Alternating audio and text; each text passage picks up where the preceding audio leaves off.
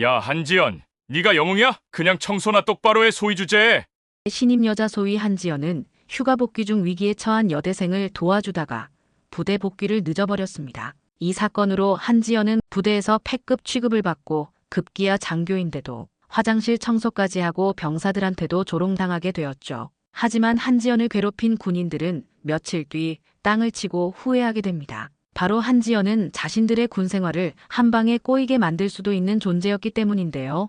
도대체 한지연의 정체는 무엇일까요? 이야기 시작 전 구독과 좋아요를 눌러주시면 영상 제작에 큰 힘이 됩니다. 지금 바로 시작하겠습니다. 평범한 화요일 오후였습니다. 제7공수여단 연병장에서는 오늘도 어김없이 훈련이 진행되고 있었죠. 병사들의 구령 소리가 메아리치고 간부들은 그늘에서 담배를 피워 물고 있었습니다. 그런데 갑자기 하늘에서 낮은 굉음이 들려왔습니다.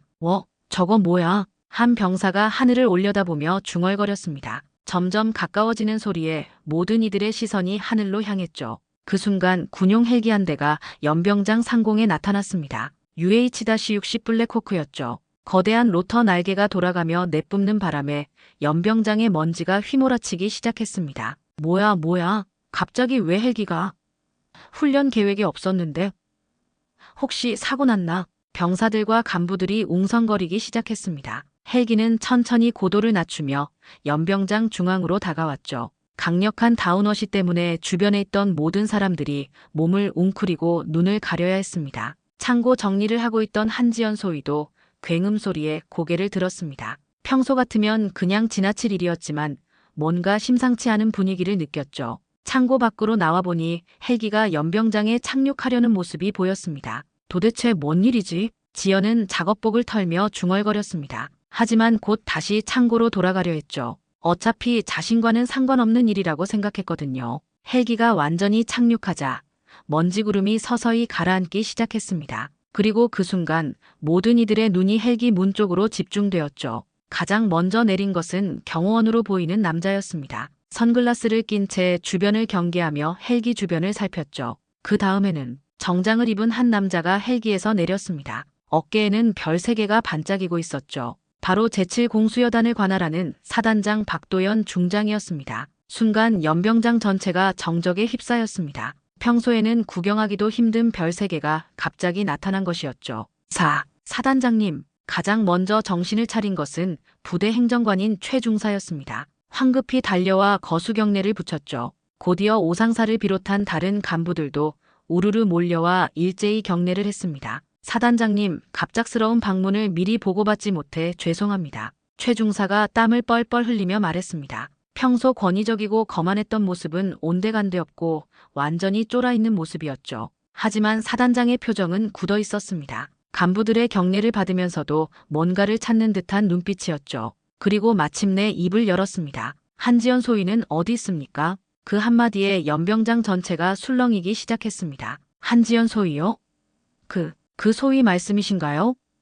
왜 갑자기 그 소위를? 병사들이 서로 속삭이며 수군거렸습니다. 간부들의 표정도 당황스러워 보였죠. 평소 무시당하기 일쑤였던 초임여군 소위의 이름이 별 3개의 입에서 직접 나온 것이었습니다. 최중사와 오상사는 서로 눈빛을 주고받았습니다. 뭔가 심상치 않다는 것을 직감했죠. 한지연 소위 말씀이십니까? 지금 창고 정리 중일 텐데요. 최중사가 조심스럽게 대답했습니다. 당장 불러오십시오. 사단장의 목소리에는 거부할 수 없는 위험이 담겨 있었습니다. 김병장이 황급히 창고 쪽으로 뛰어갔습니다. 평소에는 지연을 무시하고 조롱했던 그였지만 지금은 상황이 달랐죠. 소위님, 사단장님이 부르십니다. 김병장의 급한 목소리에 지연은 깜짝 놀랐습니다. 사단장님이요? 저를요? 네, 빨리 나오세요. 지연은 황급히 작업복을 털고 창고에서 나왔습니다. 마음이 쿵쾅거렸죠. 평소 별일 없이 지내던 자신을 사단장이 부른다는 게 믿어지지 않았습니다. 연병장에 나타난 지연을 본 사단장의 눈빛이 바뀌었습니다. 굳었던 표정에 미세한 변화가 일어났죠. 존경과 미소가 섞인 복잡한 시선이었습니다. 지연은 떨리는 마음으로 사단장 앞에 섰습니다. 거수 경례를 하려던 순간 사단장이 먼저 입을 열었습니다. 한지연 소위. 그 순간 연병장의 모든 이들이 숨을 죽였습니다. 평소 무시당하던 소위가 권위의 중심에 선 순간이었죠. 지연 자신도 이 상황을 이해할 수 없었습니다. 도대체 왜 사단장이 자신을 찾는 것일까요?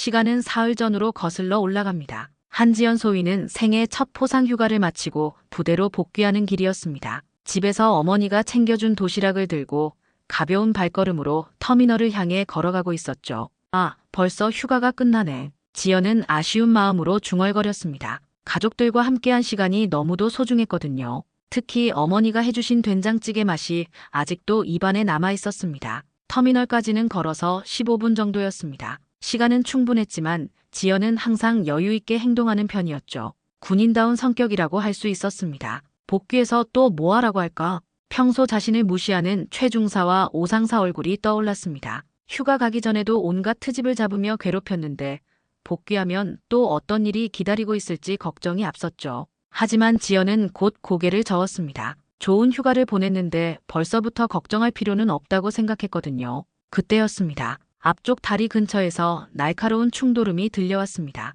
꽝! 동시에 비명소리도 따라왔죠. 으악! 지연은 본능적으로 그 방향으로 뛰어갔습니다. 뭔가 심각한 일이 일어났다는 것을 직감했거든요. 현장에 도착해보니 끔찍한 광경이 펼쳐져 있었습니다. 검은색 승용차와 전동 킥보드가 충돌한 상태였죠. 킥보드는 부서져 있었고 바닥에는 젊은 여성이 쓰러져 있었습니다. 이봐, 괜찮아. 지연이 다가가려는 순간 3명의 남자가 쓰러진 여성을 둘러싸고 있는 것을 보았습니다. 이들은 사고를 낸 차에서 내린 것 같았는데 뭔가 위협적인 분위기를 풍기고 있었죠. 야, 이거 큰일 났는데 어떻게 하지? 일단 병원은 가야 되는 거 아니야?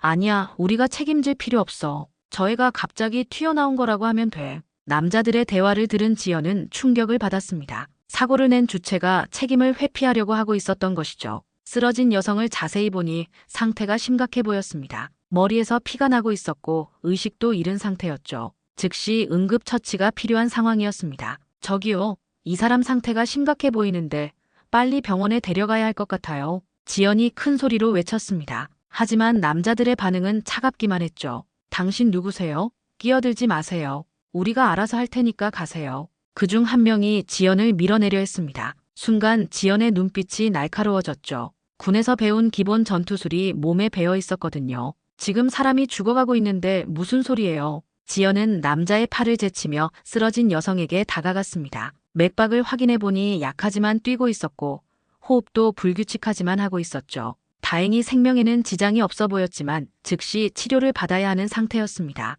야, 저 여자 뭐야? 계속 참견하네. 남자들이 점점 위협적으로 변하기 시작했습니다. 그중 한 명은 주머니에서 뭔가 뾰족한 것을 꺼내기까지 했죠. 주변 사람들은 어떨까요? 사고 현장 주변에는 몇몇 행인들이 있었지만 모두 외면하고 지나가고 있었습니다. 귀찮은 일에 엮이기 싫어하는 것 같았죠. 도와주세요. 사람이 다쳤어요. 지연이 주변 사람들에게 도움을 요청했지만 아무도 나서려 하지 않았습니다. 오히려 더 빨리 자리를 피하려고만 했죠. 씨, 진짜 성가신 여자네. 남자 중 하나가 지연에게 다가왔습니다. 손에는 커터칼이 들려 있었죠. 위협하려는 의도가 분명했습니다. 하지만 지연은 물러서지 않았습니다. 대신 자세를 낮추고 상대의 움직임을 주시했죠. 군에서 배운 기본 전투술이 머릿속에 스쳐 지나갔습니다. 비켜, 안 그러면 다칠 줄 알아. 남자가 커터칼을 들어보이며 협박했습니다. 하지만 그 순간이었죠. 지연이 번개같이 움직였습니다. 왼손으로 남자의 손목을 잡고 오른손으로 팔꿈치를 쳐올렸죠.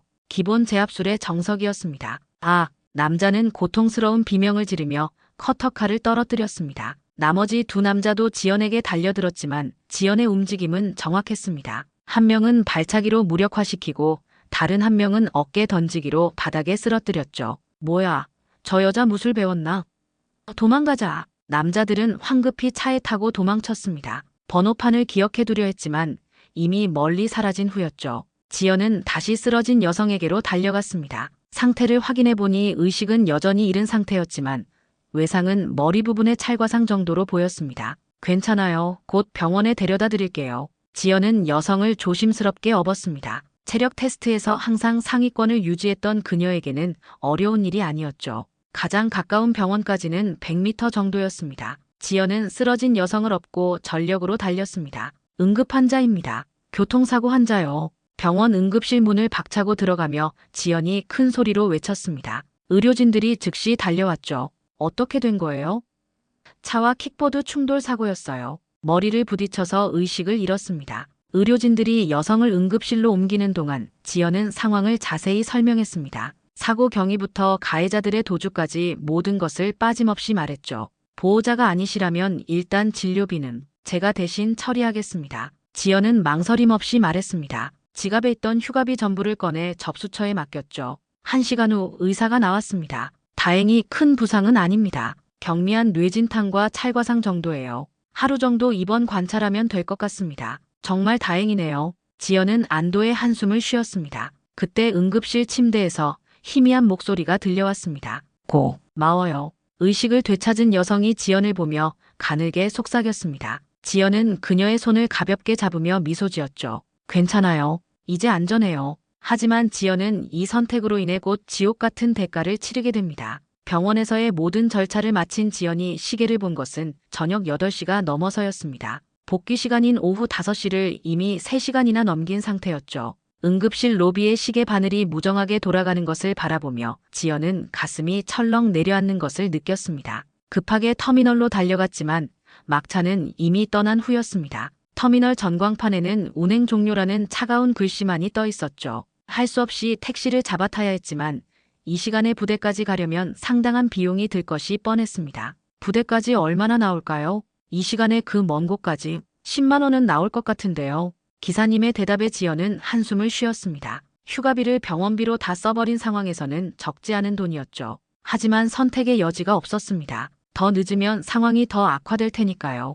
택시 안에서 지연은 창밖을 바라보며 걱정에 잠겼습니다. 지각은 명백한 군기 위반이었거든요. 하지만 사람을 구한 일인데 분명히 이해해 주실 거라고 스스로를 달래봤습니다. 영수증도 있고 상황도 명확했으니까요. 택시가 어둠 속을 달려가는 동안 지연은 어떻게 설명할지 머릿속으로 정리했습니다. 사고 현장부터 병원까지의 모든 상황을 차근차근 말씀드리면 될 거라고 생각했죠. 하지만 가슴 한편에서는 불안감이 자꾸만 고개를 들었습니다. 부대에 도착한 것은 밤 10시가 다 되어서였습니다. 평소라면 모든 부대원들이 잠자리에 들 시간이었지만 행정실에는 여전히 불이 켜져 있었습니다. 그 불빛이 왜 이렇게 차갑게 느껴지는지 모르겠더군요. 지연은 부대 정문을 지나며 경계 근무자들의 시선을 느꼈습니다. 이 시간에 복귀하는 장교를 보는 그들의 눈빛에는 의외라는 감정이 섞여 있었죠. 지연은 고개를 들고 당당하게 걸었지만 마음은 점점 무거워졌습니다. 행정실까지 가는 복도가 이렇게 길게 느껴진 적이 없었습니다. 형광등 불빛 아래서 자신의 그림자가 길게 늘어지는 것을 보며 지연은 문득 혼자라는 생각이 들었습니다. 이 상황을 이해해줄 사람이 과연 있을까요? 행정실 문을 두드리자 안에서 차가운 목소리가 들려왔습니다. 들어와. 문을 열고 들어서니 최중사와 오상사가 책상에 앉아 기다리고 있었습니다. 두 사람의 표정은 얼어 있었죠. 마치 지연이 오기를 기다렸다는 듯한 자세였습니다. 최중사는 부대 행정관으로 40 넘은 나이에 여전히 중사 계급에 머물러 있는 인물이었습니다. 그는 평소에도 신참 장교들을 노골적으로 무시하는 것으로 유명했죠. 특히 지연에게는 더욱 가혹했습니다. 여군이라는 이유도 있었고 젊고 똑똑해 보이는 것이 마음에 들지 않았던 것 같았어요. 오상사 역시 마찬가지였습니다. 최중사보다 3살이 더 많았지만 늘 최중사의 뒤에서 맞장구를 치며 신참 장교들을 괴롭히는 일에 가담했죠. 두 사람은 마치 한 몸처럼 움직이며 부대 내 권력을 휘두르고 있었습니다. 사무실 안의 공기는 무겁고 냉랭했습니다. 형광등 불빛 아래서 두 상관의 얼굴은 더욱 차갑게 보였죠. 지연은 자세를 바로 하고 정중하게 경례를 했습니다. 한지연 소위, 지금 몇 시인 줄 알아? 최중사의 차가운 질문이 사무실 안을 가득 채웠습니다. 그 목소리에는 이미 지연을 단죄하겠다는 의지가 담겨 있었죠. 죄송합니다. 부득이한 사정이 있었습니다. 부득이한 사정이라고? 군인에게 부득이한 사정이 뭐가 있어? 복귀 시간은 절대적인 거야. 오상사가 끼어들었습니다. 그의 목소리는 비아냥거리는 듯했죠. 지연은 깊게 숨을 들이쉬었습니다. 그리고 침착하게 상황을 설명하기 시작했죠. 복귀길에 교통사고를 목격했습니다. 부상자가 의식을 잃은 상태여서 즉시 병원으로 데려가야 했습니다. 사람의 생명이 위급한 상황이었습니다. 교통사고라고 최중사가 코웃음을 쳤습니다. 그 웃음소리는 조롱으로 가득했죠. 소위가 무슨 구급대원이라도 되나. 그런 일은 일이구나. 소방서에서 할 일이지. 군인이 나설 일이 아니야. 하지만 현장에 아무도 없었고 그 순간 제가 하지 않으면 그 사람이 위험할 수도 있었습니다. 그래, 그럼 증거라도 있어? 오상사가 팔짱을 끼며 의심스러운 눈빛으로 지연을 바라봤습니다. 지연은 가방에서 병원 영수증과 진료비 영수증을 꺼내 보여주었죠. 이게 병원 영수증이고 제가 진료비도 대신 지불했습니다. 응급실 접수증도 있습니다. 두 상관은 영수증을 대충 훑어봤습니다. 하지만 그들의 표정은 전혀 변하지 않았죠. 오히려 더욱 의심스러워하는 것 같았습니다. 영수증 하나 만들어내는 게 뭐가 어려워. 요즘 가짜 영수증 만드는 것도 일도 아니잖아. 최 중사의 말에 지연은 충격을 받았습니다. 증거를 가져왔는데도 믿지 않겠다는 것이었죠. 중사님, 이건 진짜 영수증입니다. 제가 거짓말할 이유가 없습니다. 거짓말할 이유가 없다고. 지각한 걸 정당화하려면 온갖 핑계를 다 댈 거 아냐. 오 상사가 비웃으며 말했습니다. 소위 주제에 밖에서 나대다가 혼났나. 그래서 늦은 거 아냐. 그 말에 지연의 얼굴이 빨갛게 달아올랐습니다. 선량한 시민을 구한 일을 나댄다고 표현하다니요. 저는 나댄 게 아닙니다. 사람을 살린 겁니다. 사람을 살렸다고. 최 중사가 큰 소리로 웃으며 얘기했습니다. 사람을 살렸다고. 그 웃음소리는 사무실 전체에 메아리 쳤죠. 네가 의사도 아니고 간호사도 아닌데 뭘 살려. 그냥 병원에 데려다 준 게 전부잖아. 그것도 진짜 한 일인지 의문스러워. 지연은 화가 났지만 감정을 추스르고 차분하게 대답했죠. 그렇다면 저는 어떻게 했어야 했을까요? 사람이 쓰러져 있는데 그냥 지나쳐야 했나요? 당연하지. 최 중사의 대답은 단호했습니다. 군인은 명령에 복종하고 규정을 지키는 게 먼저야. 민간인 일에 끼어들 시간에 제때 복귀나 해. 규정보다 사람 생명이 먼저 아닙니까? 지연의 이 말에 순간 사무실이 정적에 휩싸였습니다. 최 중사의 눈빛이 험악해졌죠. 뭐라고? 지금 나한테 대들어. 소위 주제에. 순간 사무실 안 분위기가 차갑게 식었습니다. 지연은 자신이 실수했다는 것을 느꼈죠. 하지만 이미 늦었습니다. 감정이 앞선 말이었지만 진심이기도 했거든요. 좋아. 그렇게 나오는 거야. 오 상사가 서류를 꺼내며 말했습니다. 이미 준비되어 있던 징계 서류였죠. 무단지각 3시간, 외박 금지 일주일에 추가 근무 2주일, 그리고 상관 모도까지 추가해야겠네. 너무 과한 처벌 아닙니까? 지연이 항의하자 최 중사가 책상을 탁 쳤습니다. 과하다고. 군기가 무너지면 부대 전체가 무너져. 특히 장교가 솔선수범하지 못하면 병사들이 뭐라고 생각하겠어. 앞으로 이런 일 없도록 해. 소위가 무슨 대단한 일 한다고 나대지 마. 지연은 주먹을 꽉 쥐었습니다. 억울함과 분노가 동시에 일어났죠. 사람을 구한 일이 나댄다는 말로 폄하되고 정당한 행동이 핑계로 치부되는 현실이 받아들여지지 않았습니다. 하지만 더 이상 말해봐야 소용없다는 것을 알았습니다. 두 상관의 마음은 이미 정해져 있었거든요. 지연은 고개를 숙이며 대답했습니다. 알겠습니다. 목소리에는 체념이 섞여 있었죠. 그럼 이제 생활관에 가서 쉬어. 내일부터 처벌 시작이야. 최 중사가 손을 휘저으며 내쫓듯이 말했습니다. 지연은 묵묵히 고개를 숙이고 사무실을 나왔습니다. 복도를 걸으며 지연은 마음속으로 생각했습니다. 사람 생명이 먼저였는데 자신이 정말 잘못한 것일까요? 그 의문은 쉽게 풀리지 않을 것 같았습니다. 행정실을 나선 지연의 발걸음은 무거웠습니다. 복도의 형광등이 차갑게 내려다보는 것 같았죠. 멀리서 생활관의 불빛이 보였지만 그곳도 따뜻해 보이지는 않았습니다. 생활관으로 돌아온 지연을 기다리고 있던 것은 동기들과 후임들의 시선이었습니다. 이미 지연이 지각한 사실이 부대 전체에 퍼진 상태였죠. 부대라는 곳이 그렇듯 소문은 빛의 속도로 퍼져나갔습니다. 특히 장교의 지각 소식은 더욱 빨리 퍼지기 마련이었어요. 생활관 문을 열자마자 느껴지는 미묘한 분위기 변화를 지연은 감지할 수 있었습니다. 평소와는 다른 시선들, 수군거리다가 갑자기 조용해지는 대화들, 그리고 어색한 침묵들이 그녀를 맞이했죠. 김 병장이 가장 먼저 반응했습니다. 23세 그는 군 생활 2년 차로 평소 지연을 우습게 보는 대표적인 인물이었죠. 오늘은 더욱 노골적으로 조롱하는 기색이 역력했습니다.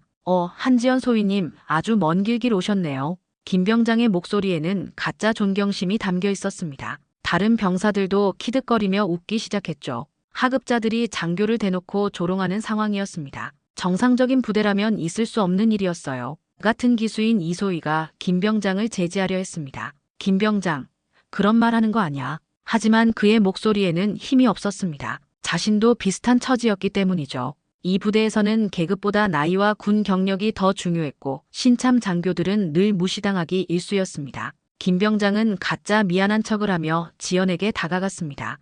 죄송합니다. 하지만 진짜 궁금해서요. 뭐하다 그렇게 늦으신 거예요? 복귀 시간이 5시였는데 이제야 오시네요. 다른 병사들도 기대하는 눈빛으로 지연을 바라봤습니다. 마치 재미있는 이야기를 들을 준비가 되어 있다는 듯한 표정이었죠. 지연은 이런 상황이 불편했지만 설명하지 않으면 더 이상한 소문이 돌 것 같아 걱정이었습니다. 하지만 동시에 또 다른 생각이 들었습니다. 설명해봐야 또 조롱당할 것이 뻔했거든요. 이미 상관들도 믿지 않는데 병사들이 믿을 리 없다고 판단했습니다. 지연은 침묵을 택했죠. 말씀 안 하시네. 뭔가 말하기 부끄러운 일인가요? 김 병장의 말에 생활관 안 분위기가 더욱 술렁이기 시작했습니다. 박 병장이 나서서 말리려 했지만 별 효과가 없었어요. 김 병장아 그만해. 박 병장은 그나마 지연에게 호의적이었죠. 20살의 어린 나이지만 남다른 성숙함을 보이는 병사였죠. 왜요? 궁금하잖아요. 소위님이 뭐 하시다 늦으신 건지. 김 병장은 멈추지 않았습니다. 오히려 더욱 신이 났죠. 평소 무시당하던 장교를 공개적으로 조롱할 수 있는 기회였으니까요. 혹시 남자친구 만나다 늦으신 거 아니에요? 김 병장, 이소희가 좀 더 강하게 제지했습니다. 하지만 김 병장은 개의치 않았죠. 아니면 쇼핑하다가요? 여자들은 쇼핑하면 시간 가는 줄 모르잖아요. 그만해라 진짜. 박 병장이 다시 한번 말렸지만 이미 분위기는 걷잡을 수 없이 흘러가고 있었습니다. 다른 병사들도 하나둘 가세하기 시작했어요. 아니면 진짜 사람 구했다는 거예요? 김 병장이 비아냥거리며 말했습니다. 그럼 뉴스에라도 나왔겠네요. 요즘 선행 하나만 해도 다 기사 나오잖아요. 다른 병사들도 키득거렸습니다. 그러게요. 사람 구했으면 신문에도 나오고 표창이라도 받았을 텐데. 근데 지각 처벌만 받았다면서요? 병사들의 수군거림에 지연의 마음은 점점 무너져갔습니다. 선행을 했는데도 이렇게 조롱받아야 하는 현실이 괴로웠죠. 자신이 한 일에 대한 확신이 흔들리기 시작했습니다. 생활관의 다른 장교들은 어떨까요? 몇몇은 동정적인 시선을 보냈지만 대부분은 모른 척했습니다. 자신들도 비슷한 처지라 나서서 도울 여유가 없었던 거죠. 야, 진짜 그만해. 박 병장이 더 강하게 말렸지만 효과는 미미했습니다. 오히려 김 병장은 더욱 기세가 올랐어요. 병장들이 소위를 이렇게 대해도 되는 거야? 이소희가 억지로 권위를 내세워봤지만 이미 부대의 분위기는 계급보다 나이가 우선하는 상황이었습니다. 아, 저희가 뭐 잘못했나요? 김 병장이 능청스럽게 대답했습니다. 그냥 궁금해서 물어본 건데요. 소희님도 우리에게 솔직하게 말씀해 주시면 되는 거 아닙니까? 지연은 조용히 자리에 앉았습니다. 더 이상 들을 힘이 없었거든요. 마음속으로는 온갖 생각이 스쳐 지나갔습니다. 내가 정말 잘못한 걸까? 사람을 살린 게 죄인가? 하지만 주변 상황은 그렇지 않다고 말하고 있었습니다. 모든 사람이 자신을 의심하고 조롱하고 있었으니까요. 김 병장이 끈질기게 물었습니다. 소희님, 진짜 뭐 하신 거예요? 저희한테 말씀해 주세요. 지연은 마침내 입을 열었습니다. 더 이상 침묵할 수도 없는 상황이었죠. 교통사고 현장에서 부상자를 병원에 데려다 줬습니다. 정말요? 김 병장의 목소리에는 여전히 의심이 가득했습니다. 그럼 그 사람이 고마워하지 않았어요? 연락처라도 주고받지 않았나요? 의식을 잃은 상태였어요. 그럼 가족들은 어떻게 했어요? 연락처를 몰라서. 김 병장이 고개를 갸우뚱했습니다. 이상하네요. 그럼 증인도 없고 감사 인사도 없는 거네요. 그럼 진짜로 했다는 증거가 뭐예요? 병원 영수증이 있어요. 지연이 대답하자 김 병장은 더욱 의심스러워했습니다. 영수증이요? 그거야 얼마든지 만들 수 있는 거 아니에요? 다른 병사들도 고개를 끄덕였습니다. 의심의 눈빛이 더욱 짙어졌죠. 요즘 가짜 영수증 만드는 것도 쉽잖아요. 그러게요. 컴퓨터로 얼마든지 만들 수 있는데. 지연은 더 이상 설명할 기력이 없었습니다. 아무리 말해도 믿지 않을 것 같았거든요. 오히려 더 많은 의심만 살 뿐이었어요. 그냥 믿고 싶으신 대로 믿으세요. 지연이 체념하듯 말하자 생활관이 잠시 조용해졌습니다. 하지만 그 정적은 오래가지 않았죠. 역시 구라였네. 김 병장이 작은 소리로 중얼거렸습니다. 하지만 모든 사람에게 들릴 만큼 큰 소리였어요. 다른 병사들도 수군거리기 시작했습니다. 진짜였으면 증거가 있을 텐데. 그러게 뭔가 이상해. 지연은 침대에 누워 천장을 바라봤습니다. 마음속으로는 끝없는 의문이 일었죠. 나만 이렇게 생각하는 걸까? 사람을 구하는 게 잘못된 일인 걸까? 밤이 깊어갔지만 잠은 오지 않았습니다. 내일부터 시작될 처벌도 걱정이었지만 그보다는 자신이 한 일에 대한 확신이 흔들렸기 때문이었죠. 지연은 이불을 머리까지 덮고 누웠습니다. 하지만 마음의 상처는 숨길 수가 없었죠. 생활관 안에서는 여전히 자신에 대한 수군거림이 들려왔습니다. 정말 사람 구한 거면 감사 전화라도 올 텐데. 그러게 뭔가 이상해. 지연은 베개에 얼굴을 묻었습니다. 눈물이 날 것 같았지만 참았어요. 이런 모습까지 보여줄 수는 없었거든요. 과연 누가 자신의 말을 믿어줄 수 있을까요? 다음 날 새벽 5시, 기상나팔이 울리기도 전에 지연은 깨어났습니다. 아니, 사실 제대로 잠을 이루지 못했다고 하는 게 맞겠죠. 밤새 뒤척이며 어제 있었던 일들을 되풀이해서 생각했거든요. 세면을 마치고 나오니 복도에 최 중사가 서 있었습니다. 평소보다 일찍 나온 모습이었죠. 한지연 소위, 오늘부터 처벌 시작이야. 최 중사의 목소리는 어제보다도 더 차가웠습니다. 첫 번째, 새벽 청소. 연병장부터 화장실까지 전부 내가 담당해. 병사들이 하는 청소를 장교한테 시킬 줄은 상상도 못했던 한소희. 당황했지만 이내 고개를 끄덕였습니다. 최 중사의 성격상 저럴 수 있다고 생각했던 거죠. 두 번째, 점심시간 없이 추가 업무. 창고 정리부터 서류 정리까지 다 해야 해. 알겠습니다. 세 번째, 주말 당직 2주 연속. 다른 사람들은 쉬는데 너만 부대 지킬 거야. 최 중사가 처벌 내용을 하나씩 읽어내려가는 동안 지연의 어깨는 점점 무거워졌습니다. 하지만 표정만은 흔들리지 않으려고 노력했죠. 그리고 마지막으로 이 모든 걸 완벽하게 해내야 해. 조금이라도 불만 표시하거나 대충하면 처벌 기간 연장이야. 이해했습니다. 지연의 대답에 최 중사는 만족스러운 듯 고개를 끄덕였습니다. 좋아. 그럼 지금부터 청소 시작해. 아침 점호 전까지 다 끝내야 해. 새벽 청소가 시작되었습니다. 연병장에 낙엽을 쓸어내는 것부터 시작해서 화장실 청소, 복도 청소까지. 평소라면 여러 사람이 나누어서 할 일을 혼자 해내야 했죠. 체력 테스트에서 항상 상위권을 유지했던 지연이었지만 이런 식으로 혹사당하는 것은 처음이었습니다. 땀이 등에 흘러내렸지만 멈출 수는 없었죠.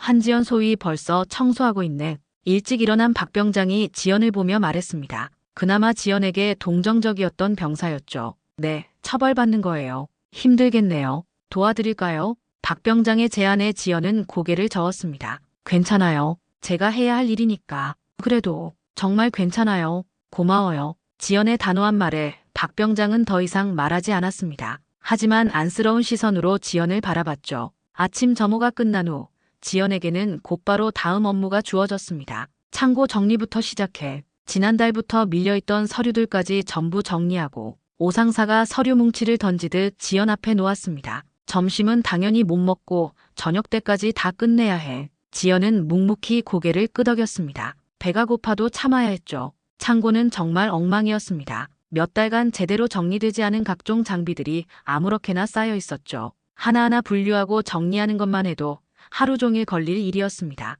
이걸 언제 다 하지? 지연이 한숨을 쉬며 중얼거렸습니다. 하지만 곧 정신을 차리고 작업에 몰두했죠. 점심시간이 되자 다른 부대원들은 모두 식당으로 향했습니다. 지연만 혼자 창고에 남아 일을 계속해야 했죠. 소희님, 밥 안 드세요? 김 병장이 지나가다 물었습니다. 어제와는 달리 조금은 걱정하는 듯한 목소리였죠. 처벌 중이라서요. 아, 그렇구나. 그럼 나중에 빵이라도 갖다 드릴게요. 김 병장의 의외의 친절에 지연은 조금 놀랐습니다. 괜찮아요. 신경 쓰지 마세요. 그래도 정말 괜찮다니까요. 지연의 단호한 말에 김 병장은 더 이상 말하지 않았습니다. 하지만 뭔가 미안한 표정을 지었죠. 오후가 되자 배고픔이 극에 달했습니다. 아침도 제대로 못 먹었는데 점심까지 굶으니 힘이 빠졌죠. 하지만 지연은 계속해서 작업을 이어갔습니다. 괜찮습니다. 견딜 수 있어요. 지연은 스스로에게 말하며 의지를 다졌습니다. 체력적으로는 버틸 수 있었지만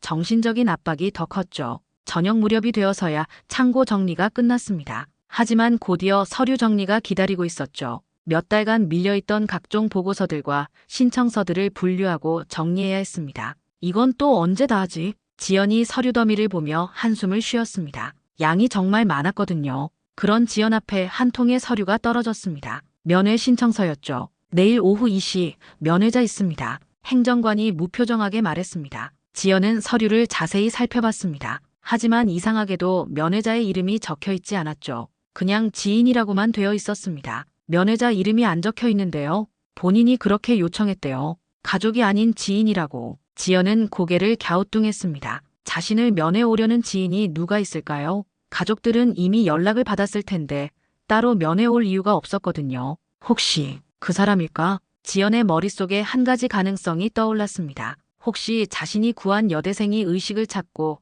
자신을 찾아오는 것은 아닐까요? 하지만 곧 고개를 저었습니다. 그럴 가능성은 희박했거든요. 병원에서 연락처를 주고받지도 않았고 부대 위치를 알 리도 없었으니까요. 그럼 누구지? 지연은 궁금해하면서도 한편으로는 걱정이 되었습니다. 혹시 또 다른 함정은 아닐까 하는 생각도 들었거든요. 아니면 상관들이 꾸민 일은 아닐까? 최중사와 오상사라면 충분히 그런 일을 꾸밀 수 있을 것 같았습니다. 지연을 더욱 곤란하게 만들려는 의도로 말이죠. 하지만 어쨌든 내일이 되어야 알 수 있는 일이었습니다. 밤 늦게까지 서류 정리를 하고 나서야 지연은 생활관으로 돌아올 수 있었습니다. 다른 부대원들은 이미 모두 잠자리에 들 시간이었죠. 침대에 누워서도 잠이 오지 않았습니다. 몸은 피곤했지만 마음은 복잡했거든요. 내일 면회 오는 사람이 누구일까? 정말 내가 구한 그 사람일까? 하지만 기대를 품기에는 너무 많은 실망을 겪었습니다. 아무도 자신을 믿어주지 않았고 모든 사람이 의심의 눈초리로 바라봤거든요. 누구길래 나를 찾는 거지? 그 의문을 안고 지연은 힘겨운 하루를 마감했습니다. 다음 날 아침, 지연이 새벽 청소를 하고 있을 때였습니다. 멀리서 병사들의 수군거리는 소리가 들려왔죠. 야, 들었어? 한지연 소위, 그거 다 거짓말이래. 정말, 누가 그래?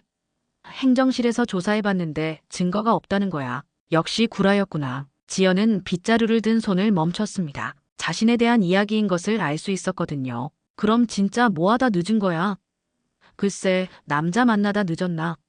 아니면 술 마시다가. 병사들의 추측은 점점 악의적으로 변해갔습니다. 지연은 마음이 무거워졌죠. 아침 점호 시간이 되자 더욱 노골적인 시선들이 쏟아졌습니다. 동료 장교들도 지연을 피하는 듯한 모습을 보였죠. 한지연 소위. 점호가 끝난 후 이소희가 지연을 불렀습니다. 같은 기수로 입대한 동기였죠. 응, 좀 조심해. 부대 안 분위기가 안 좋아. 이소희의 걱정스러운 목소리에 지연은 고개를 끄덕였습니다. 소문이 많이 돌고 있어. 내 얘기 믿는 사람이 별로 없어. 나도 알고 있어. 정말, 진짜야? 사람 구한 거. 이소희마저도 의심의 눈초리를 보내는 것 같았습니다. 지연은 깊은 한숨을 쉬었죠. 진짜야. 하지만 믿고 싶지 않으면 안 믿어도 돼. 그게 아니라, 괜찮아. 이해해. 지연이 돌아서려는 순간, 이소희가 다시 불렀습니다. 지연아, 진짜 조심해. 최중사가 너한테 완전히 꽂힌 것 같아. 뭔 소리야? 내가 대들었다면서 엄청 화내고 있어.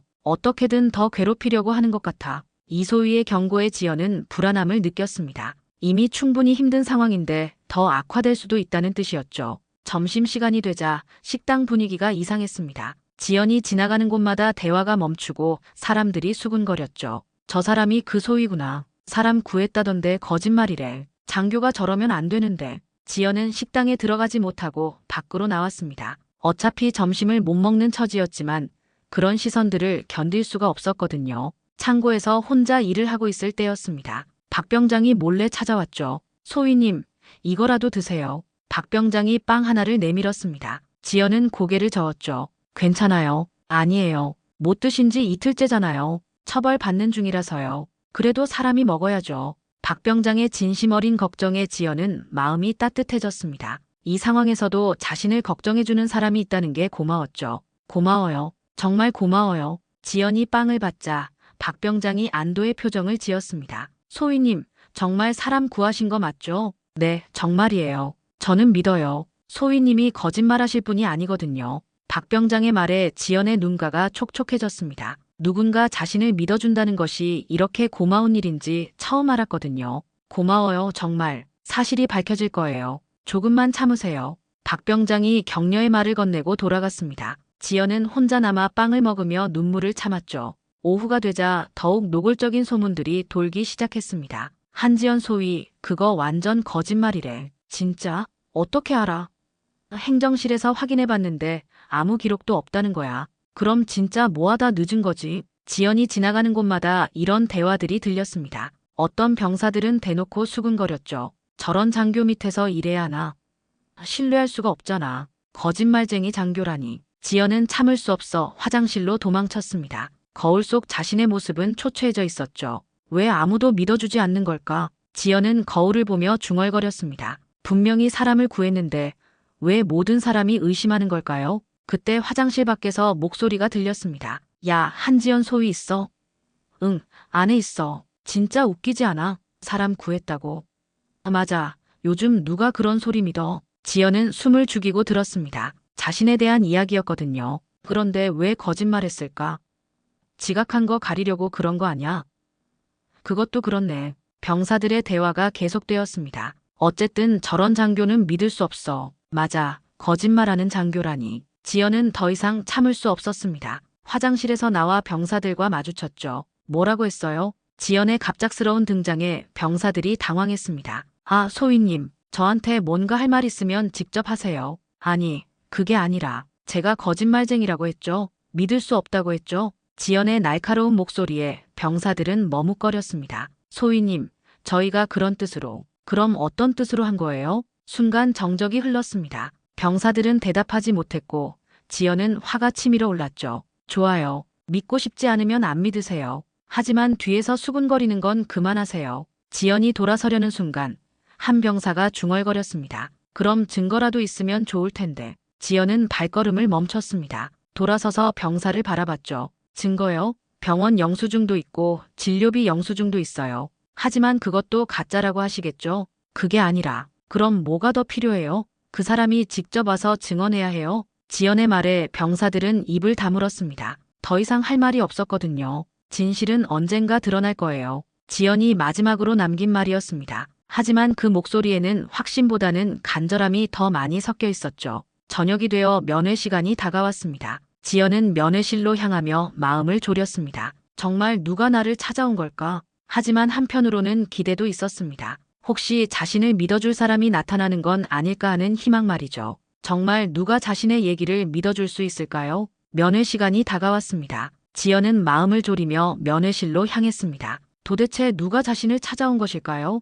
혹시 자신이 구한 그 여대생일까요? 아니면 또 다른 함정일까요? 면회실 문을 열고 들어서는 순간 지연은 눈을 의심했습니다. 정장을 입은 중년 남성이 의자에 앉아 있었거든요. 하지만 그 사람의 정체를 알아보는 데는 몇 초가 걸렸습니다. 익명의 면회 신청자는 다름 아닌 박도연 사단장 본인이었습니다. 별 3개를 단 그 위험 있는 모습이 면회실의 초라한 의자와는 어울리지 않게 느껴졌죠. 지연은 당황해서 말을 잇지 못했습니다. 사단장의 얼굴에는 복잡한 감정이 섞여 있었습니다. 엄숙함과 동시에 따뜻함이 느껴졌죠. 그는 지연을 천천히 살펴보더니 조용히 입을 열었습니다. 앉으십시오. 한지연 소위. 사단장의 목소리는 부드러웠지만 권위가 느껴졌습니다. 지연은 떨리는 다리로 의자에 앉았죠. 마음이 쿵쾅거렸습니다. 놀랐을 것입니다. 갑자기 면회를 신청해서 말이죠.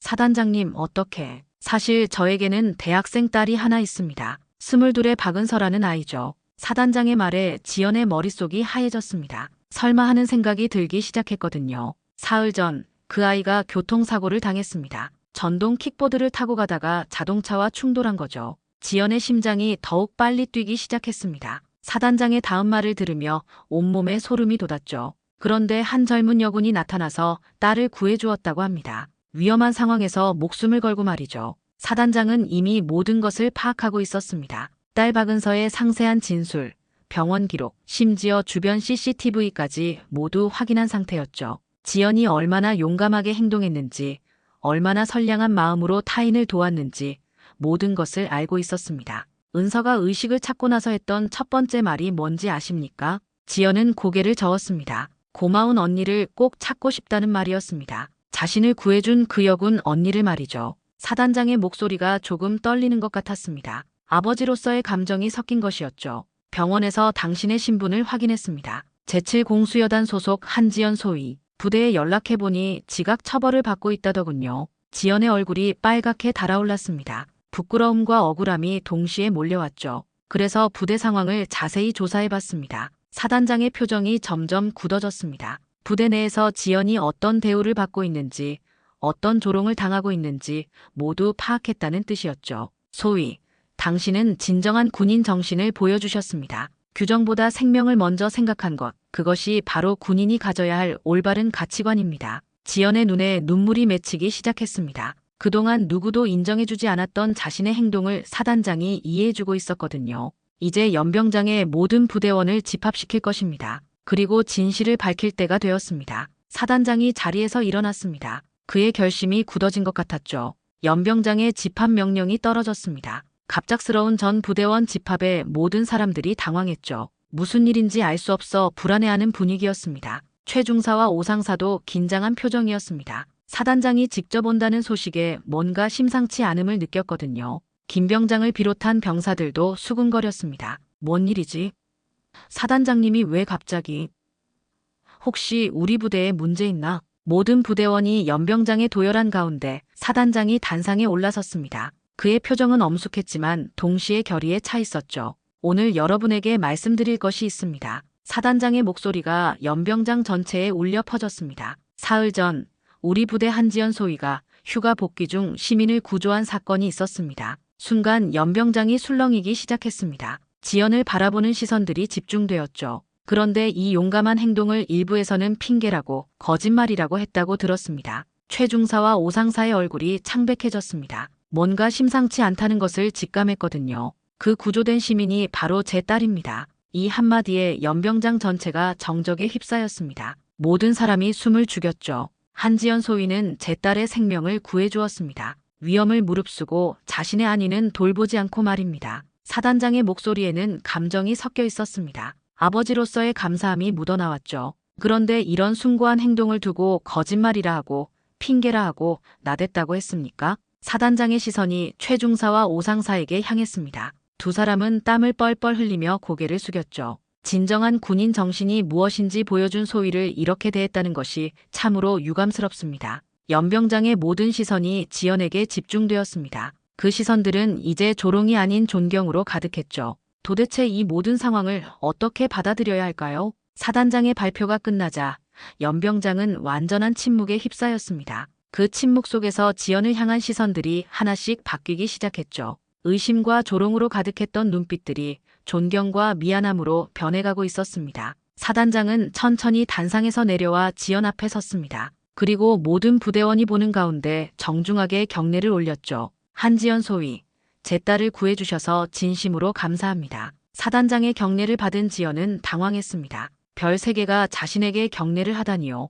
급히 답례를 했지만 손이 떨렸죠. 소위께서는 진정한 군인 정신을 보여주셨습니다. 규정과 절차보다 사람의 생명을 먼저 생각한 것, 위험한 상황에서도 물러서지 않고 시민을 보호한 것, 이것이야말로 군인이 가져야 할 올바른 가치관입니다. 사단장의 말 한마디 한마디가 연병장에 울려 퍼졌습니다. 지연의 눈에는 눈물이 고였죠. 그동안 누구도 인정해주지 않았던 자신의 행동이 이렇게 공개적으로 인정받는 순간이었으니까요. 앞으로도 이런 숭고한 정신을 잃지 마시기 바랍니다. 당신 같은 장교가 있어 우리 군이 국민의 신뢰를 받을 수 있는 것입니다. 사단장이 지연의 어깨에 손을 올리며 말했습니다. 그 손길에서 따뜻함이 느껴졌죠. 이제 사단장의 시선이 최중사와 오상사에게 향했습니다. 두 사람은 이미 얼굴이 새파랗게 질려 있었죠. 최중사, 오상사. 예. 두 사람이 동시에 큰 소리로 대답했습니다. 이런 훌륭한 부하를 제대로 알아보지 못한 것은 지휘관으로서의 자질 부족입니다. 사단장의 날카로운 지적에 두 사람은 고개를 떨구었습니다. 특히 증거까지 있는 상황에서 거짓말이라고 단정하고 정당한 행동을 핑계라고 폄하한 것은 심각한 문제입니다. 죄송합니다. 최중사와 오상사가 동시에 사과했습니다. 앞으로는 부하들의 말을 신중히 듣고 공정하게 판단하시기 바랍니다. 특히 이런 선행에 대해서는 격려해야 할 것 아닙니까? 명심하겠습니다. 사단장이 전체 부대원들을 향해 다시 돌아섰습니다. 여러분 모두 한지연 소위의 행동을 본받기 바랍니다. 이것이 바로 우리가 추구해야 할 군인 정신입니다. 집합이 해제된 후 부대의 분위기는 완전히 바뀌었습니다. 지연을 보는 시선들이 하나같이 존경과 미안함으로 가득했죠. 가장 먼저 다가온 것은 박병장이었습니다. 소위님, 정말 대단하세요. 처음부터 소위님을 믿었어요. 박병장의 진심 어린 말에 지연은 미소 지었습니다. 그나마 자신을 믿어준 유일한 사람이었거든요. 이소희도 다가와 사과했습니다. 지연아, 미안해.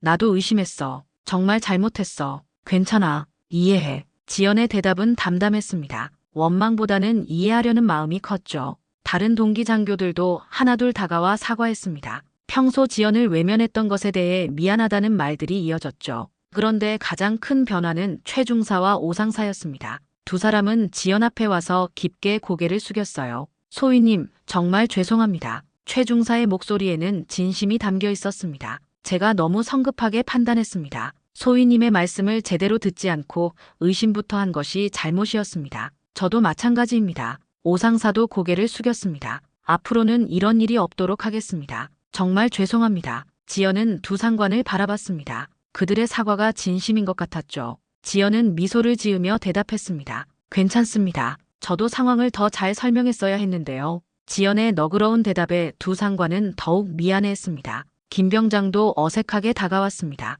소위님, 제가 너무 심했죠? 김 병장도 몰랐으니까요. 정말 죄송합니다. 앞으로는 이런 일 없을 거예요. 김 병장의 진심 어린 사과에 지연은 고개를 끄덕였습니다. 저녁이 되어 사단장이 부대를 떠나기 전 지연을 따로 불렀습니다. 소위, 마지막으로 하고 싶은 말이 있습니다. 말씀하세요, 사단장님. 제 딸이 당신에게 직접 감사 인사를 드리고 싶어 합니다. 시간 되실 때 한번 만나보시겠습니까? 지연은 기꺼이 승낙했습니다. 그 여대생이 어떻게 지내는지 궁금했거든요. 그리고 이번 일로 당신의 처벌은 모두 취소됩니다. 오히려 표창을 추천하려고 합니다. 감사합니다, 사단장님. 아닙니다. 감사해야 할 사람은 바로 저입니다. 사단장이 마지막으로 지연의 어깨를 두드리며 말했습니다. 소위, 당신이야말로 진짜 군인입니다. 앞으로도 이런 마음을 잃지 마십시오. 헬기가 연병장을 떠나는 것을 바라보며 지연은 다짐했습니다. 사람을 지킨 자신의 선택이 옳았음을 증명받은 이 순간을 절대 잊지 않겠다고 말이죠. 연병장에서 헬기를 바라보는 부대원들의 시선이 이제는 모두 지연을 향해 있었습니다. 그 시선들은 존경과 신뢰로 가득했죠. 앞으로도 나는 국민을 지킬 군인이다. 지연이 마음속으로 다짐하는 그 순간 석양이 연병장을 붉게 물들이고 있었습니다. 모든 것이 새롭게 시작되는 순간이었죠. 부대 내에서 지연의 위치는 완전히 달라졌습니다. 이제 누구도 그녀를 무시하지 않았어요. 오히려 존경하며 따르는 분위기였죠. 지연은 이 모든 변화를 겸손하게 받아들였습니다. 진실이 밝혀진 이 순간 지연은 확신할 수 있었습니다. 사람을 구한 자신의 선택이 틀리지 않았다는 것을, 그리고 앞으로도 그런 선택을 계속해 나갈 것이라는 것을 말이죠. 오늘 한지연 소위의 이야기는 여기서 마무리됩니다. 때로는 옳은 일을 해도 오해받을 수 있지만 결국 진실은 드러나게 마련이죠. 여러분도 선한 마음을 잃지 마시길 바랍니다. 이 이야기가 재미있으셨다면 구독과 좋아요로 응원해주세요. 다음에도 더 흥미진진한 이야기로 찾아뵙겠습니다. 감사합니다.